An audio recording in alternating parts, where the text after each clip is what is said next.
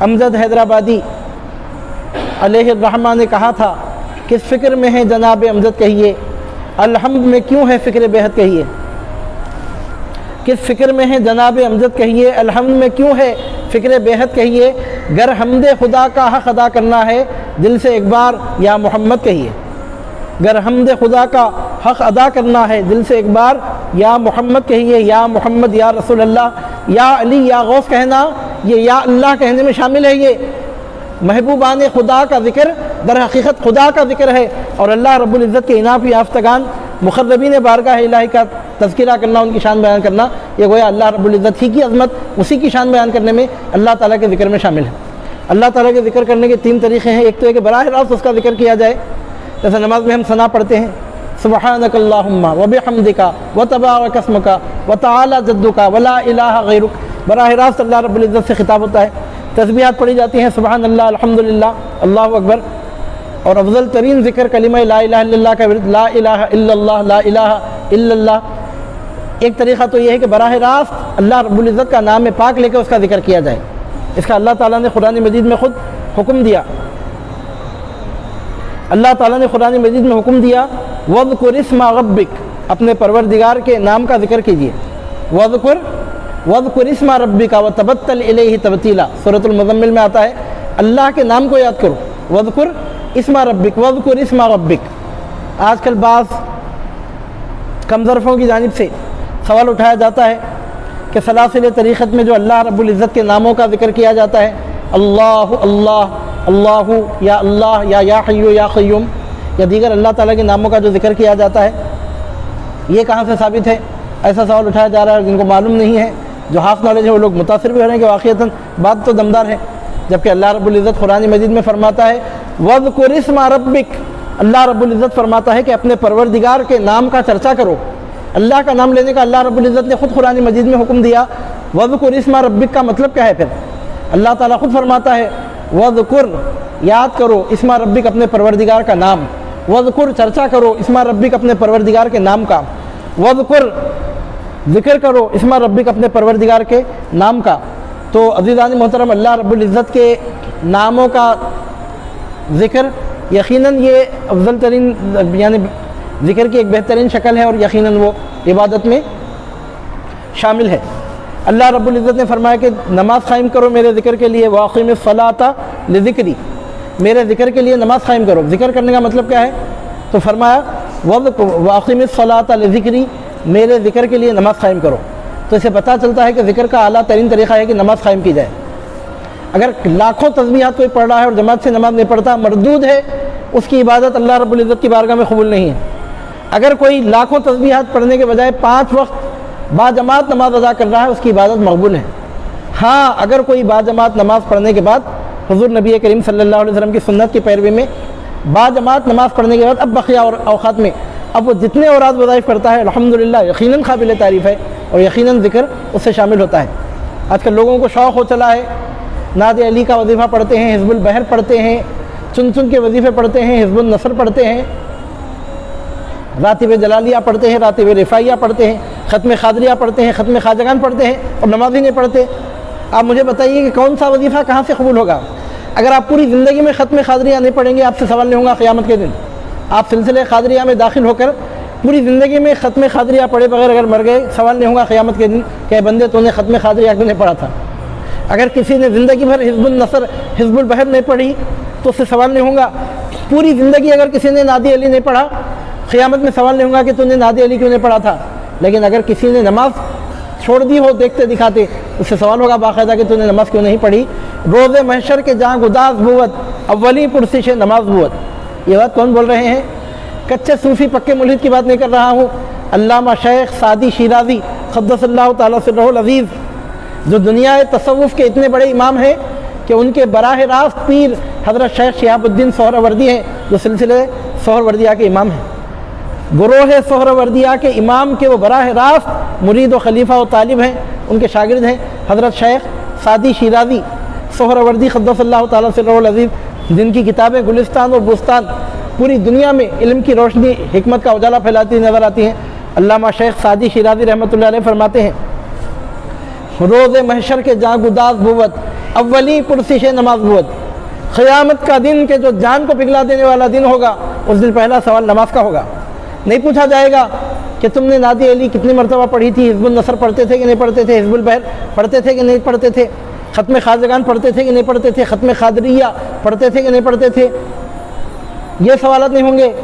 تم نے فلاں وظیفے کی زکوٰۃ نکالی تھی کہ نہیں نکالی تھی، فلاں ورد مکمل کیا، یہ نہیں پوچھا جائے گا۔ یہ پوچھا جائے گا کہ تم نماز پڑھتے تھے کہ نہیں پڑھتے تھے۔ اگر کوئی شخص باجماعت نماز مسجد میں نہیں پڑھتا اور وظیفے پڑھتا ہے، اس کے وظیفے اس کے منہ پہ مار دیے جائیں گے، قبولیت کا شرف نہیں پا سکتے۔ عزیزان محترم، نماز باجماعت پڑھنے کے بعد اب جو وظیفہ آپ کریں گے انشاءاللہ تعالیٰ اس وظیفے میں تاثیر پیدا ہوگی۔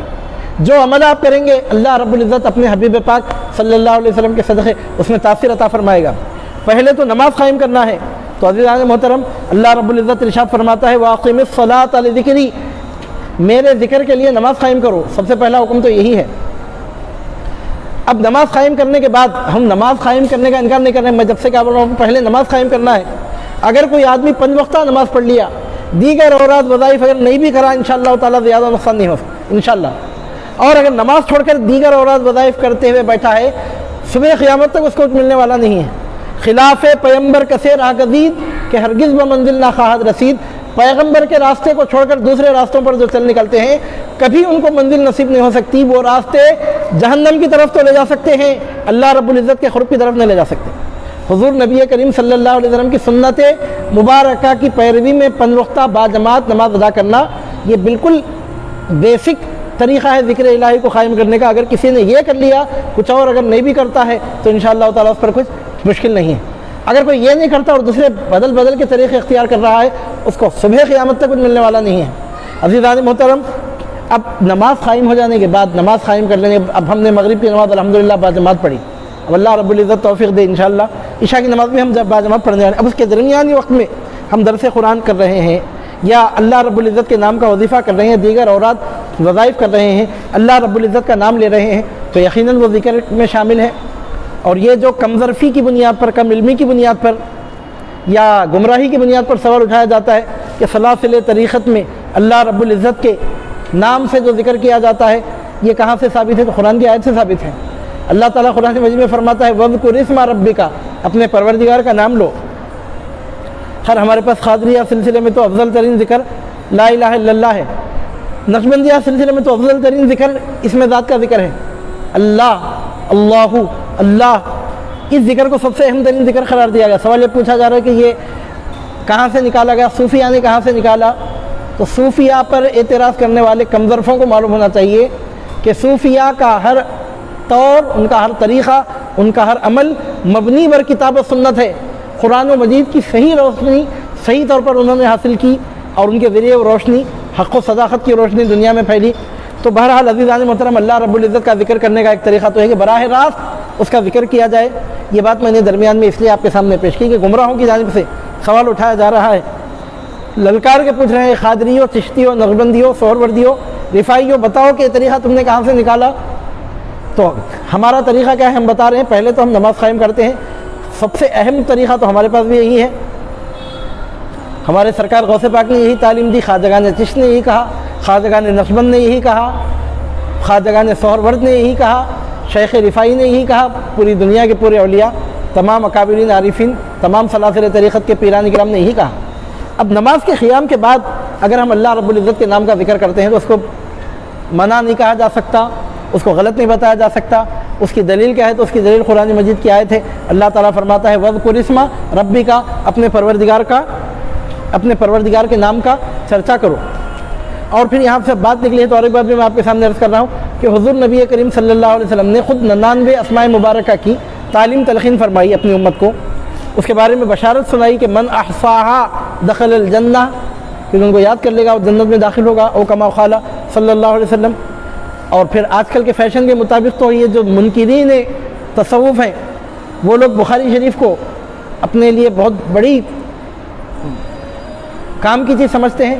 یقیناً وہ کام کی چیز پورے امت کے لیے ہے، لیکن وہ لوگ سمجھتے ہیں کہ ہمارے خلاف شاید بخاری شریف ان کے کام میں آئے گی۔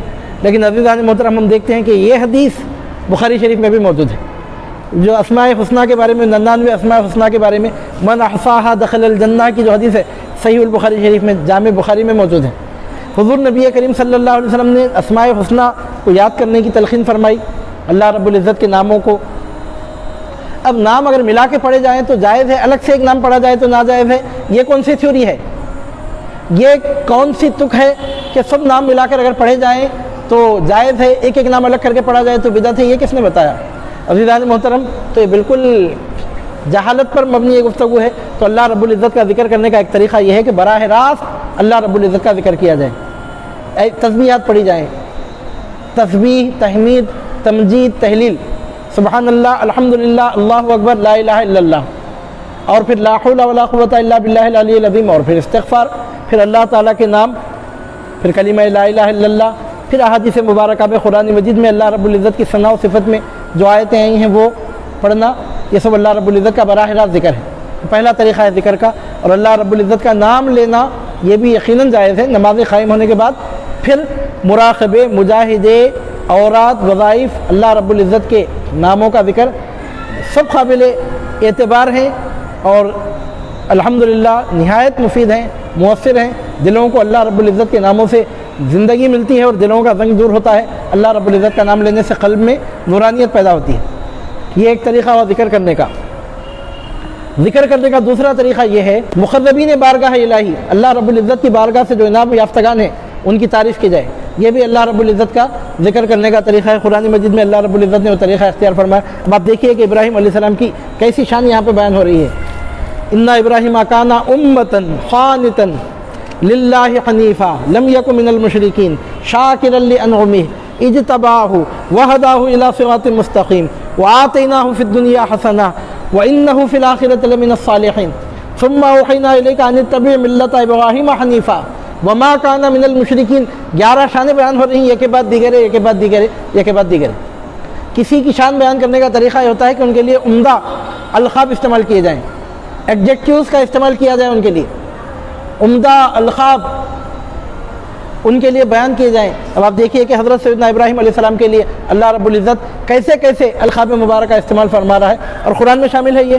तो इससे मालूम होता है कि ये भी ज़िक्र इलाही है। अल्लाह रब्बुल इज़्ज़त के नेक बंदों का तज़किरा करना भी बारगाह इलाही के मुक़र्रबीन, अल्लाह रब्बुल इज़्ज़त के इनाम याफ्तगान सालिहीन मुक़र्रबीन, जो अल्लाह की बारगाह के मुक़र्रबीन हैं, जिन पर अल्लाह का इनाम हुआ, जिनसे अल्लाह राज़ी है, उनका ज़िक्र करना भी इनडायरेक्ट बिल वास्ता वो भी अल्लाह रब्बुल इज़्ज़त के ज़िक्र में शामिल है। ऐसी कई आयतें कुरान मजीद में हैं जिनमें अम्बिया के तज़किरे हैं, औलिया के तज़किरे हैं, अम्बिया के मोजज़ात का, औलिया की करामतों का ज़िक्र मिलता है।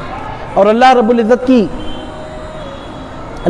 का ज़िक्र करने का एक तीसरा तरीक़ा है परवरदिगार आलम के दुश्मनों की मज़म्मत करना। अल्लाह रब्बुल इज़्ज़त के नाफरमानों जिनसे अल्लाह ताला सख्त नाराज़ है, परवरदिगार आलम जिनसे नाराज़ है, जो अल्लाह रब्बुल इज़्ज़त के बागी हैं, जो परवरदिगार आलम के नाफरमान हैं, काफिर, आप यूँ समझिए कि जो काफिर हैं, ख़ास तौर पर काफिरों के बारे में यूँ समझिए, काफिरों के बारे में, काफिरों में जो सरकश काफिर हैं, जो दीदा व दिलेरी के साथ अल्लाह रब्बुल इज़्ज़त के अहकाम की मुखालिफत करने वाले, पैगम्बरों से टकराने वाले, अहले हक़ की मुखालिफत करने वाले हैं, उनकी मज़म्मत करना, उनकी खूब मज़म्मत बयान करना, ये भी अल्लाह रब्बुल इज़्ज़त के ज़िक्र में शामिल है।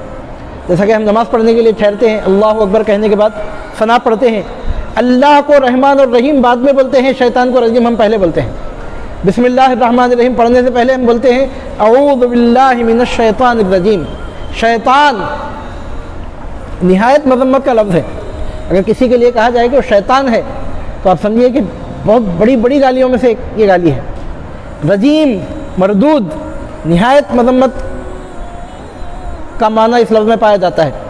और हम देखते हैं कि हम शैतान को शैतान कहते हैं, रजीम कहते हैं। आप कुरान मजीद में देखेंगे परवरदिगार आलम ने फ़िरौन की मज़म्मत की है, नमरूद की मज़म्मत की है, क़ारून की मज़म्मत की है। तब्बत यदा अबी लहब व तब, अबू लहब के दोनों हाथ टूट गए, बर्बाद हो गया। अबू लहब की मज़म्मत मिलती है। उतुल्लिम बादा ज़ालिका ज़नीम, हमारे हुज़ूर नबी करीम सल्लल्लाहु अलैहि वसल्लम की शान में जिस बदबख्त ने गुस्ताखी बेअदबी की तो अल्लाह रब्बुल इज़्ज़त ने उसके 10 औसाफ बयान फरमाए, 10 बुरे औसाफ बयान फरमाकर आखिरी वस्फ़ ये बयान फरमाया बादा ज़ालिका ज़नीम, कि वो हलाली नहीं है, नुत्फ़े हराम से पैदा होने वाला है। कैसी मज़म्मत है आप बोलिए। अल्लाह रब्बुल इज़्ज़त ने कुरान मजीद में उसकी बयान फरमाई। इब्लीस के रांदे दरगाह होने का कितनी जगह परवरदिगार आलम ने तज़किरा फरमाया। जिन कौमों ने अल्लाह के नबियों को झुटलाया था, उन कौमों के नेस्त तो नाबूद हो जाने के तज़किरे से पूरा कुरान मजीद भरा हुआ है। قوم نوح کا غرقاب ہو جانا، قوم عاد و سمود کا عذاب الہی کا نوالا بننا، اللہ رب العزت نے قوم لوط کے برے تذکرے، ان کے برے انجام کا تذکرہ قرآن مجید میں فرمایا، اصحاب مدین کا قوم شعیب کی بربادی کا تذکرہ پروردگار عالم نے قرآن مجید میں فرمایا۔ تو اس سے کیا معلوم ہوتا ہے کہ اللہ کے پیغمبروں کو جھٹلانے والے، اللہ کے دین کو جھٹلانے والے، اللہ کے احکام کو جھٹلانے والے، جن سے اللہ سخت ناراض ہے، ایسے کافروں کی مذمت بیان کرنا بھی، یہ بھی انڈائریکٹ ذکر الہی میں شامل ہے۔ چنانچہ ہم قرآن مجید میں دیکھتے ہیں کہ تینوں طرح کے مضامین قرآن مجید میں ہم کو ملتے ہیں۔ ایسی آیتوں کی بھی کمی نہیں ہے جس میں براہ راست اللہ رب العزت کی تعریف، ثنا، صفت، تحمید، تمجید، تکبیر بیان کی گئی ہے، اور ایسی آیتیں میں ملتی ہیں جن میں اہل اللہ کے تذکرے، ان کی عظمت، ان کی شان کا بیان ہے، اور ایسی آیتیں میں ملتی ہیں جس میں اللہ رب العزت کے احکام کو جھٹلانے والے، اللہ کے نبیوں کو جھٹلانے والے کافروں کے برے انجام کا اور ان کی بری صفتوں کا تذکرہ ملتا ہے۔ تو گویا یہ بھی انڈائریکٹ ذکر میں شامل ہے۔ اگر ہم امام حسین کی تعریف کرتے ہیں تو انڈائریکٹ یہ بھی ذکر میں شامل ہے۔ اگر ہم یزید، پلید، مردود، ملعون کی مذمت کرتے ہیں تو یہ بھی ذکر الہی میں شامل ہے۔ صرف امام حسین کی شان میں عظمت کا قصیدہ پڑھنا ہی ذکر میں شامل نہیں ہے، یزید، مردود کی مذمت کرنا بھی ذکر الہی میں شامل ہے، کیونکہ اللہ رب العزت کے مخربین بارگاہ سے جو ٹکرا کر پاش پاش ہو جاتے ہیں، عزیزان محترم، ان کی مذمت بیان کرنا یہ بھی اللہ رب العزت کو پسند ہے، تاکہ دوسرے لوگوں کے لیے نشان عبرت بنے، دوسرے لوگوں کے لیے نشان ملامت بنے، اور دوسرے لوگ اس کو دیکھ کر عبرت حاصل کریں۔